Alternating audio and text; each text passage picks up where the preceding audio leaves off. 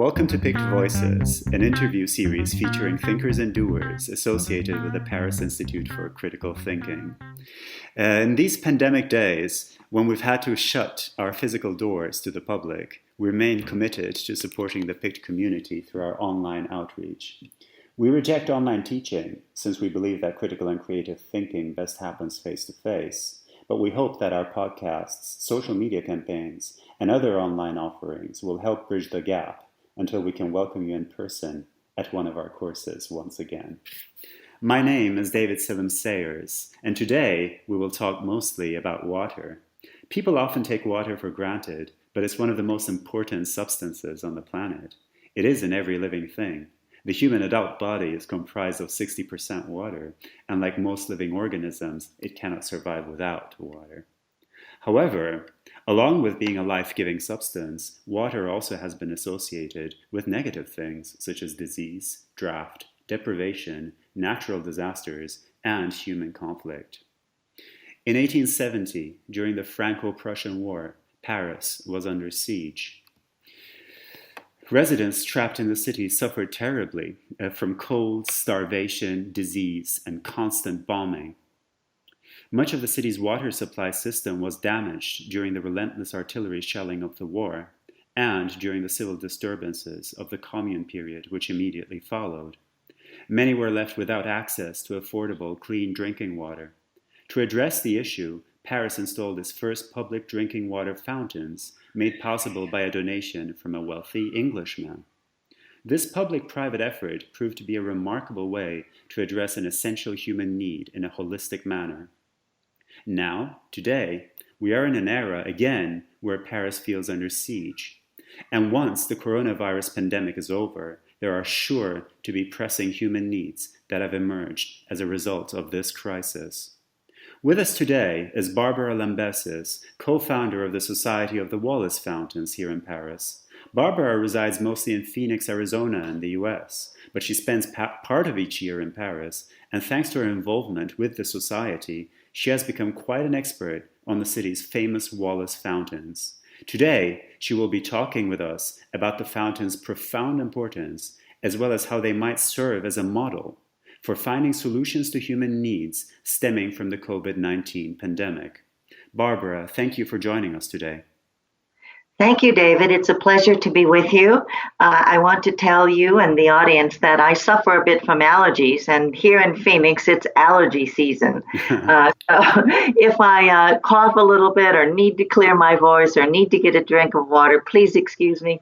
It's just the symptoms of the time. Absolutely, Barbara. No problem at all. So I want to start you off right away with our first question, which is basically to give us a little bit of the background, the historical background, the story behind the drinking fountains, behind the Wallis fountains. Well, thank you, David. Again, water, of course, as you mentioned, is the essence of all human life on Earth. And Paris, which was settled, some 2,000 years ago, like many great cities, is located on a freshwater river. And that river provided access to water for human and domestic animal consumption, agriculture, and transportation and trading.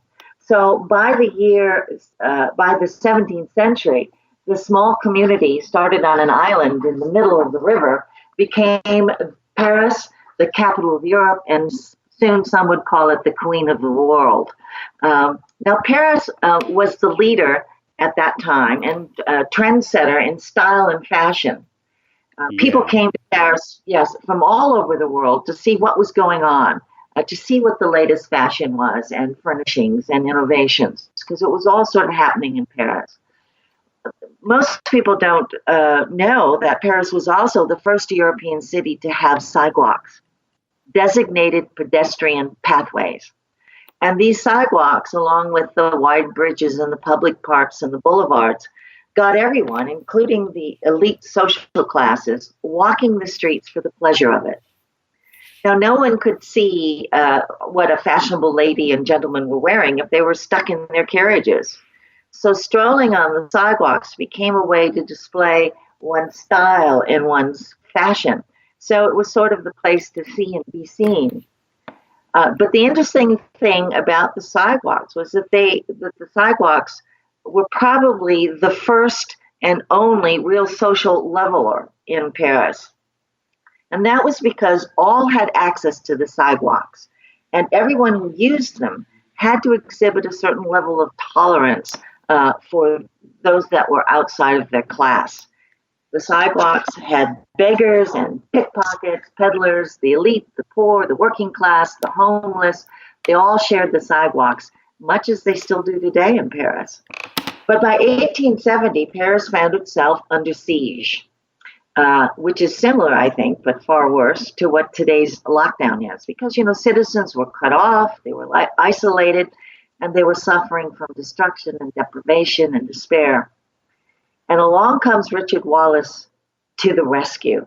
Now, who was Richard Wallace?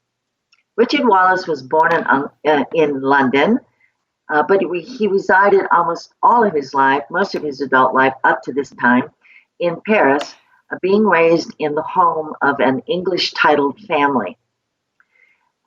He was thought to be the illegitimate son of the fourth Marquess of Hertford, a prominent, very wealthy English family. And he was living with them in Paris, and he was working as a secretary, an agent, and an art dealer for the fourth Marquess of Hertford. Now, the fourth Marquess never in his lifetime ever acknowledged that Richard Wallace was his son. But everyone contends to this day that Richard Wallace, was the illegitimate son of the fourth Marquess, although he himself never said that in his lifetime, or never said he believed that in his lifetime. And here's where fate steps in. In August of 1870, the fourth Marquess dies, and shockingly, he leaves most of his vast wealth to Richard Wallace. And everybody was very surprised, including Richard Wallace himself. And this turns out to be great good fortune for the poor of Paris, because within 3 weeks, Paris was under siege and beginning to suffer terrible times.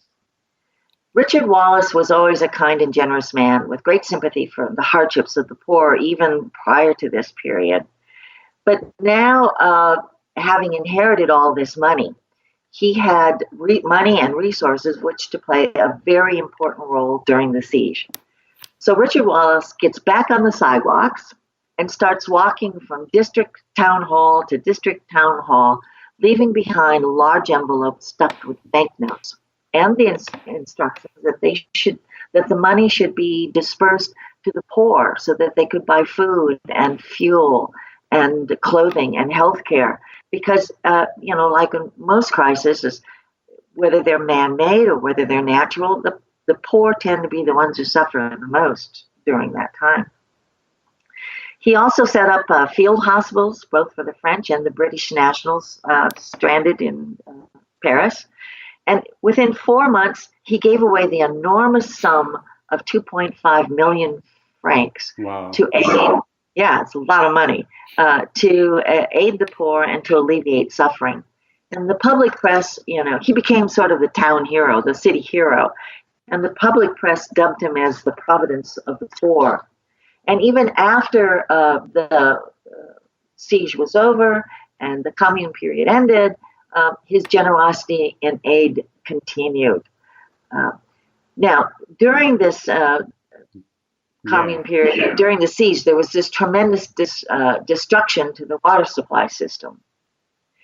And even before the siege, new engineering methods were improving how to deliver water to the city, and they were trying to make a transition to providing running water into the buildings. But like all public works programs, local politics and social injustice usually plays a role in this process. In this case, in the delivery of clean water to the Parisians. And the poor were again left behind because they went to the rich neighborhoods to put the running water in, because it was going to be now on subscription, not free. In the past, people had to take their buckets and their containers down to a water spout, a water spigot, fill that, take it back to their house. I mean, it was just gathering water for the day was a big process. But getting water, running water into the houses, which was now what was happening, running water into buildings, it was going to make that very much easier. But what happened again is that in the poor neighborhoods, this whole process, again, disrupted by damage to the existing system from the war and the siege, the poor neighborhoods were without water because they turned off the local water spigots as well. So Wallis proposes to donate drinking fountains if the city would install them while this water system was being restored. And this is significant because it's one of the first public-private international efforts to deal with meeting human needs, and in this case, the need for clean drinking water. Yeah. I mean, this is the process that you're describing of social leveling that comes about because of infrastructural developments like the sidewalks, and the fact that social inequalities and social injustices find perhaps their first manifestation immediately by damage to this infrastructure, or in situations where this infrastructure doesn't work properly. I mean, that is something that we saw that you described very well, how it happened back then, and we can see this exact same thing happening today, wouldn't you agree? When we look at situations, for instance, where we hear about cities like New York, where different neighborhoods are affected differently by the coronavirus, depending on the solidity of their infrastructure, depending on the social services that are provided, and that, of course, in turn, depending on levels of wealth inequality, depending on ethnic inequalities, ethnic difference, etc., etc. So this is a process that we see playing out in the exact same fashion today. Well, but I mean, today what we see a lot of people do, a lot of rich people do, a lot of billionaires do, is ask governments for bailouts, right? I mean, for example, we look at the case of Richard Branson in the UK, who doesn't even pay taxes in the UK, but is asking for massive bailouts for his airline industries, for his airline companies, or profiteering in a way that seems absolutely obscene. Like, for instance, the way that Jeff Bezos, the founder and CEO of Amazon, has been able to basically multiply his wealth thanks to the supply problems that have been occasioned by the coronavirus, again by the crisis.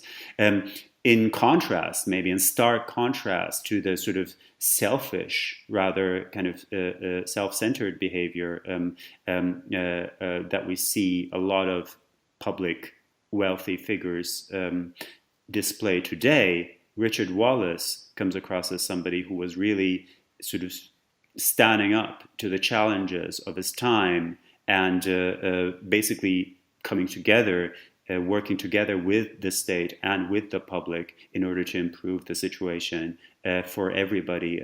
Surely a fantastic role model today. So I would ask you at this point to maybe tell us a little bit more about Richard Wallace in terms of what exactly motivated him, in your opinion, to donate these fountains. Well, of course, there was the practical side of things. Richard Wallace, because he got out on the sidewalks and walked around and to disperse his money throughout all of Paris to help the needy and the poor during this time, he witnessed this great suffering that the siege prevailed on the people. And he saw the social injustices of the poor having to struggle even harder. Money talks. It always has, it always will. So even with public services, which are supposed to be for everyone, we have seen in the past that the rich tend to get them first and get everything done for them first. And then it sort of trickles down the social pecking order, and the poor are the last to be taken care of with regard to even infrastructure. And so Richard Wallace saw this, and he saw the suffering. Running water was not to all the in the buildings at all at this time, to all of the buildings. It wasn't in place, and the water spigots that were public were being turned off. So poor neighborhoods lacked access to affordable clean water. What was available to them was delivered on carts, in buckets, and that water was drawn from the Seine, which at that time was not clean water because much of the sewer discharge and the cleaning of the streets, all that water flushed into the Seine. So if you bought that water, which was now very expensive, coming to you on a cart in a poor neighborhood, and you drank that water, you were very apt to get sick from it. So it was expensive and it wasn't safe. And there were great health consequences to that.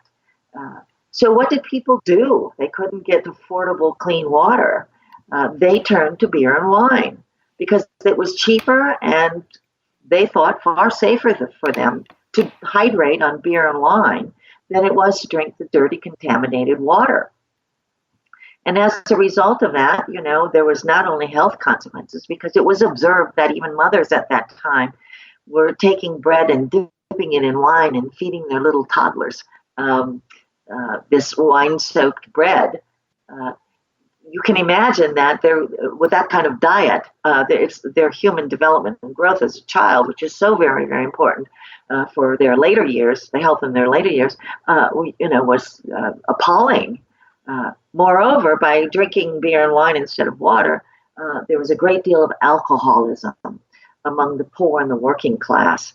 And alcoholism, as we all know, especially in poor neighborhoods, leads to all other kinds of detrimental social behavior. So Wallace saw it almost a moral duty to try to prevent alcoholism, to prevent the health consequences of their situation, and to try to give them access to clean water. Now, from a psychological standpoint, there probably were other motivations for Richard Wallace to do this.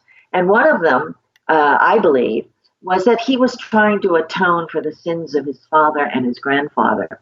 I think in his heart he really knew that he was the son of the fourth Marquess and the grandson of the third Marquess, two very rich, wealthy gentlemen who were seen to be selfish, pleasure-seeking, non-community spirit minded. They didn't do anything for the common good or for their country, for that matter, and they had a very bad reputation as a result of it. They were one of the most enormously wealthy families in England, in the United Kingdom. And so I think that Richard Wallace was trying to, in some way, restore some honor to the Hartford name and to what I think he believed was his lineage. So that was part of it. Another notion might have been that he was seeking to be seen and recognized as an English gentleman. During the Victorian period, there was this notion that there were responsibilities for being an English gentleman, a titled person, and that with privilege came responsibility to family and to church and to the country and to mankind. And I think aspired to be recognized as an English gentleman. So he tried to live up to the standards that were expected of one, with service and with commitment to his country, his church, his family, and to mankind. And the other aspect here that I'd like to just touch very briefly on is that when he had been so generous and so life-saving and so supportive of the residents in Paris during the siege and the commune that came after it, he received a great deal of honors. The French government awarded him the Legion of Honor, and Queen Victoria for his work in saving the British nationals who were in Paris, made him a baronet. So he received some very important acknowledgments and rewards for his effort. And I think he began to see that philanthropy could be used as a social stepping stone, and that would give him access to the social elite and help him to become recognized and seen as as an English gentleman that he thought really would have been his rightful place had he not been illegitimately born. Right. Right. So I really do believe that. I mean, this is such a fascinating story, and I really do believe that there are a lot of parallels to be drawn to what's going on today. I mean, I think maybe in today's sort of social constellations, social hierarchies, wealth more than anything else has become the sort of main metric by which all kinds of value is measured. And that doesn't just include basically a person's net worth or something like that, but also other kinds of sort of social value indicators, social ascriptions of value to a person. They also happen on the basis of wealth, so that a person who is wealthy feels sort of basically vindicated in society just by the fact of being wealthy, rather than by some other metric, as you were saying, for instance, honors of the state, or the social status of a gentleman, or something like that. So this is a sort of a, it just seems to me to be a very sort of important reminder of basing a society, so that a society needs to be based on more than a hierarchy that is simply arranged by people's wealth, but also something that includes their actions, and something that includes an assessment of their character as based on their actions in the public sphere. So I think, again, here, Richard Wallace really speaks to the times. But moving beyond the person of Richard Wallace, and coming back to the actual physical objects that were the Wallis fountains, you have insisted repeatedly. I mean, I've seen you talk about this topic on various occasions, that the Wallis fountains were not just any physical objects. They were special. They were unique. And there were a lot of factors that went into making them special and into making them so unique. So what was Wallis's vision for the fountains, and why were they such a unique solution to the human needs following the siege and the era of the Commune? Well, I think from the very inception of the fountains, which were, of course, supposed to be a way to get free, clean drinking water to people who needed it. I think from the inception, Wallis wanted them to be more than a water spigot. He was an art connoisseur. He had an interest in the Renaissance and in allegory and in the classics, mostly self-taught, by the way. And he had this bigger vision for the fountains beyond just the practical function of delivering fresh water to quench thirst. First, the fountains were to be on the sidewalks and in small public places so that they would have access to all. Rich and poor could go to the fountains and get a drink. And so this sort of incorporates the philosophy, which I think he held to very carefully, of egalitarianism. That if certain things should be accessible to all people, and certainly the essential life-giving, life-sustaining access to water was one of them. In building these fountains, and remember that they're almost 9 feet tall. They're big. He wanted them to be of monumental size and to be beautiful, but he wanted them also to be able to blend into the environment. He wanted them to be visually appealing to people.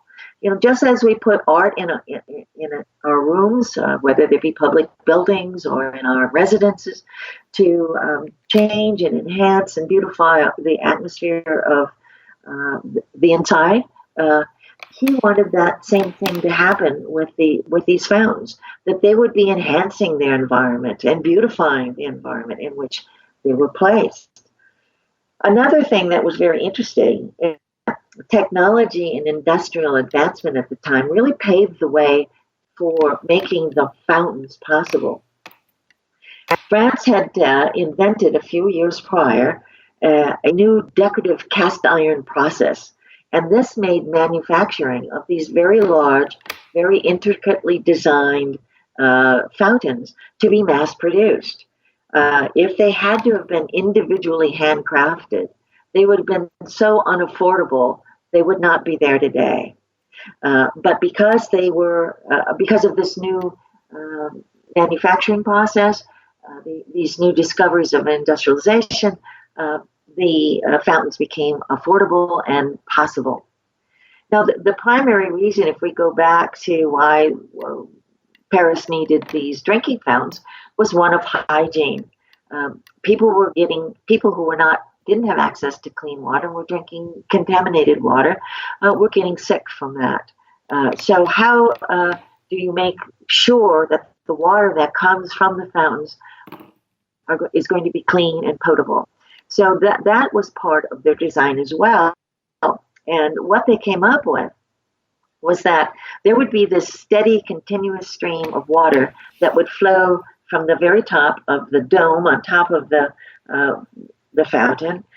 And because it would be continuously flowing, the water could not stagnate and would not become contaminated. So this would assure that if you got water from the fountains, it was going to be clean and potable. The other thing is that Richard Wallace wanted these fountains only to be for humans. So part of the design was to make sure that horses and dogs could not drink from the fountains. So the steady stream of water came from the top up on the dome, and it flowed into a basin that was raised way up on the fountains. And this meant that dogs couldn't have access, and horses couldn't get to it either because of the design of the caryatids around it.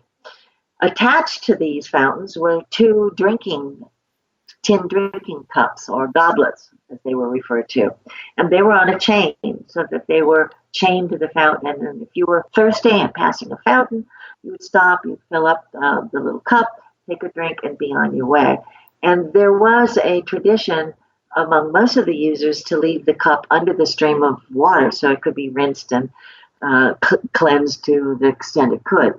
Now, 80 years after the first ones appeared on the street, and in 1952, the drinking cups were removed for hygienic reasons. The health department of Paris at the time decided that that was not a good thing to have common drinking cups. So those tin cups were removed. And now people have to use a water bottle or some other kind of container that they have with them to get a drink. So there was this commitment of the fountains being a clean source of water and a safe source of water. Richard Wallace also wanted the fountains to be inspirational and to be symbolic. Again, going back to his interest in art and his interest in making things beautiful and making art speak to people. So he himself sketched what these fountains originally were going to look like. And then he gave those sketches to a noted artist of the time, Charles Leboeuf, who created the final sculpture, which would become the model for the fountain. Richard Wallace believed very strongly that art could educate and expand knowledge, and that everyone would benefit, especially skilled artisans and the general public, if they were exposed to art. So he wanted the fountains themselves to be works of art, so that they would inspire good design in ordinary things. And of course, they were beautiful and artistic and also symbolic. And he wanted the symbolism of the fountains to inspire the human spirit. And one of the ways he did that was by using 4 caryatids. And just to remind you or others, that a caryatid is a classic Greco-Roman female figure that is used as a column to hold up domes and tablatures in architecture. Well, he created these small caryatids to hold up the dome of the fountain, and they were symbols of human virtue. One caryatid represented kindness, the other was generosity, one was simplicity, and the final one, of course, was sobriety. So Richard Wallace had recognized the complexity of the human condition and realized to address a specific human need, the solution should also speak to the whole of one's spirit. And he believed that art and beauty and symbolism and sensitivity to the environment can and should be incorporated into the design. So when people came to the fountains and drank from them, they were to be sort of reminded to exhibit kindness and generosity, simplicity and sobriety. Now, to kind of sum this all up, the Wallis fountains, have been around now for almost 150 years, and one would think, how have they survived such a long time? Well, they have, because I think there's this human connection to them. Besides, certainly people can get clean water now in Paris. There's hundreds of water fountains besides the Wallis fountains all over Paris. Tap water, clean water is in every building in the city. So why do they continue to survive? And why do they deserve protection? And I think it's because mankind needs to have tangible monuments and objects that express the essential things of life. Those things that the Little Prince tells us are invisible to the eyes. We need the fountains because we need them to remind us to be kind and generous, to look to simple truths, and to approach life with sobriety so that we can do our best.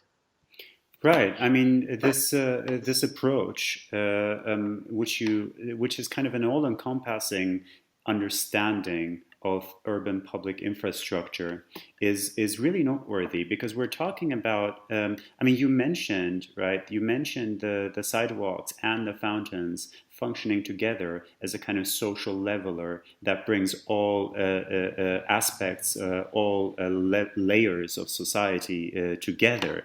Right? So infrastructure has the pragmatic effect, has the pragmatic reason for existing, in that it makes certain tasks of life possible or easier. But at the same time, it has a social dimension in that it brings communities together, different communities together. And now, on top of that, I think you're contributing a very, very important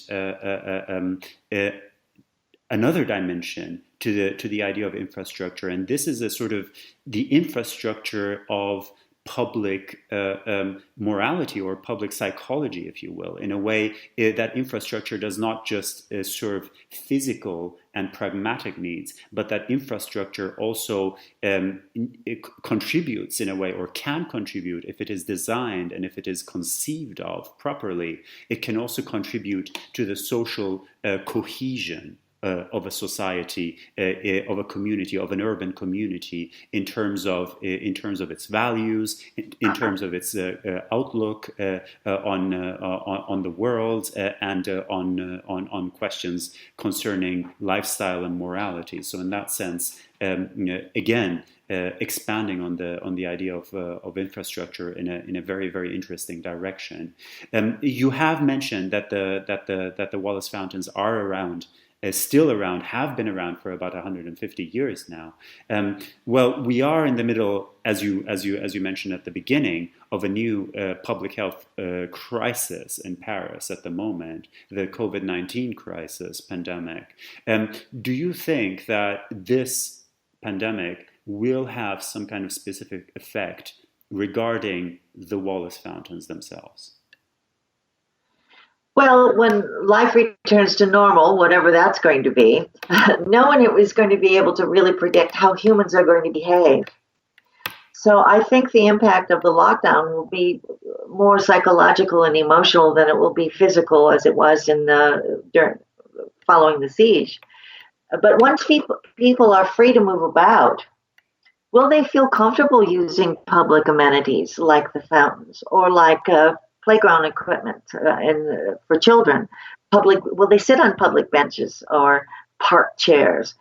Or will people begin to feel that every surface that was originally designed for common use is now a repository for germs, and they're going to avoid utilizing the things that are in an urban environment for public use, for the use of everyone. So, and even now, 150 years after the Wallis fountains were put in place and the water system has been restored, there's still great skepticism that remains about how clean is the real water of Paris. How clean is its water supply? When I've been out talking to people about the fountains in Paris, they say, "Oh, can you drink the water? Is it safe?"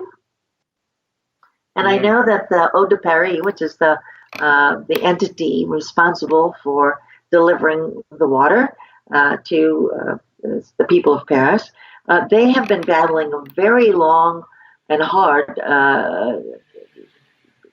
process of trying to get people to believe that the Paris drinking water is clean, that you're not going to get sick from it. So will the pandemic add to these misconceptions and further discourage people from using the fountains or from drinking tap water?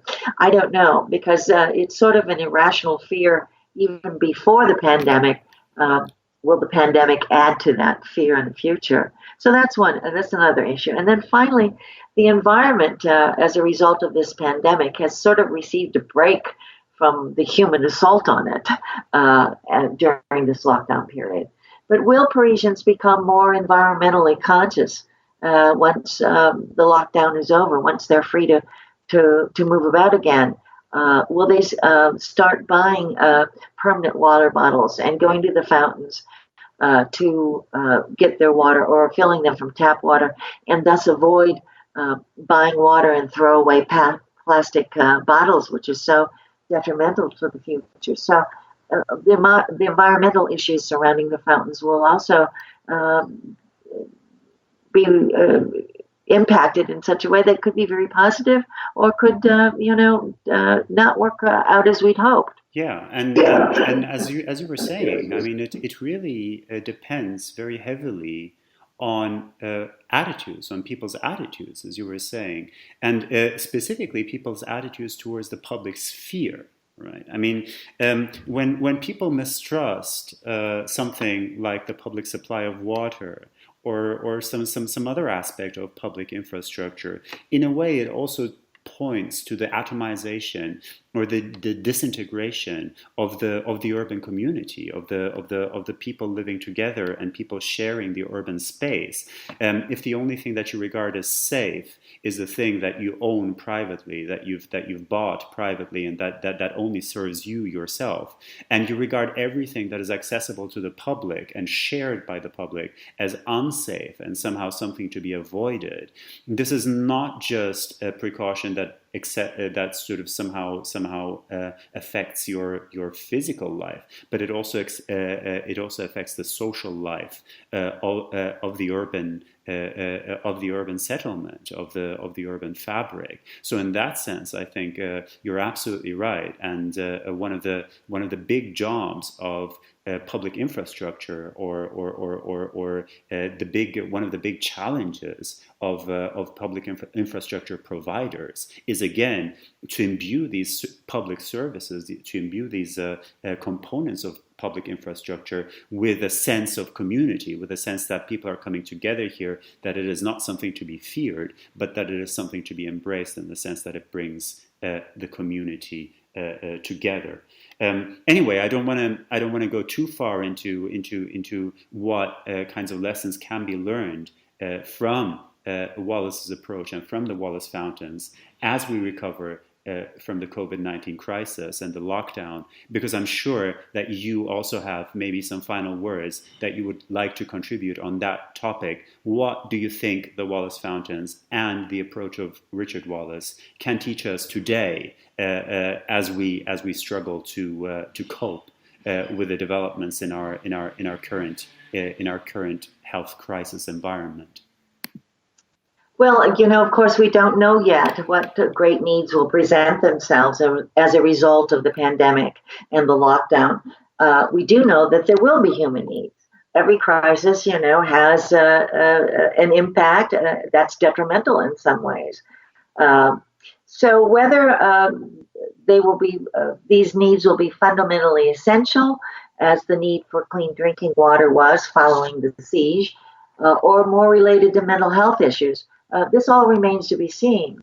But whatever they are, we should use the example of the Wallis fountains as sort of a model for finding solutions to meeting those human needs in an urban environment. We need to take this kind of holistic approach to problem solving, just as Richard Wallace did with his fountains. He incorporated new technology and industrial advances to fashion the fountains. He was sensitive to the environment, wanting them to blend in and to enhance their surroundings, as well as to be appreciated for the beauty. He designed them to be works of art with a nod to history and mythology and to impart symbolism, so that fountains themselves could quench the thirst of the spirit, as well as it quenched the thirst for the body. And he made them monumental to stand out and to remind us of our responsibilities as human beings to others. They also, I think, were philosophically egalitarian on the sidewalks, on small public places throughout Paris, serving the rich and the poor equally. So the Wallis fountains truly beautify the city in a typical Parisian way. They serve our practical need for drinking water, but with style and artistry, symbolism, a nod to the past, and a sense of monumentality. We know, for example, I think, that many will be economically disadvantaged by this current crisis. But their human needs will probably not be met if we just give them a box of food and a rent voucher. We also must do something to restore their dignity and their optimism and their hope for the future. Their psychological and their spiritual side also needs to be part of what solutions might go forward. And I truly believe as well that the enormously rich must also take a signal from Richard Wallace and step up to use some of their vast wealth for the common good in very truly meaningful ways. In essence, the public and private sectors should join together to find solutions to these human needs that will emerge from the pandemic, and to give our communities around the world the equivalent of Wallis fountains as we move forward into what is likely to be a very different world.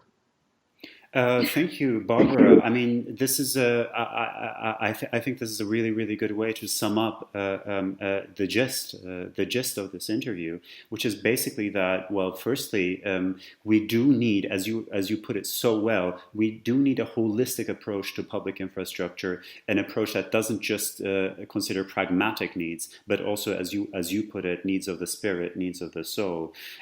We do need to start reimagining, conceiving cities as places that bring people together and not just as places that segregate people according to their income status, according to their wealth, etc., etc. And I completely agree with you that we are not seeing enough in the way of forward-looking, hope-inducing projects to take us not just out of the current crisis and restore some kind of status quo that we had going on before that, but to take us into some kind of more hopeful, into some kind of more optimistic future going forward. So isn't it amazing how much can actually be gleaned by something that seems so ubiquitous and so kind of like almost goes unnoticed these days as the Wallis fountain standing around on the cities, on the streets of Paris. So thank you, Barbara, so much for taking the time to be with us today and to go into such depth about all the different implications of the Wallis fountains.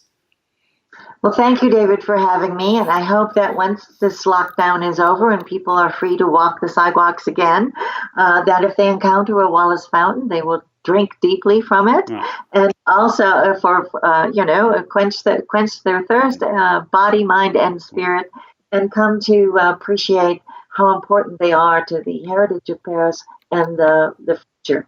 Well, I, for one, can attest personally that I did drink from the Wallis fountains during the lockdown, and it has been a couple of weeks, so I am absolutely fine. So I don't think that there is anything to worry about regarding the Wallis fountains and the hygienic aspects of their design. They should definitely be continue to be utilized. In any case, that brings us to the end of yet another PICT Voices. Thank you all to our listeners for tuning in, and we hope to challenge you again with a different guest very soon. Of course, our biggest hope, as Barbara put it, remains to come face to face with you again in the physical world at one of our events going forward from here. And until that can happen, stay healthy and safe. Thank you and goodbye.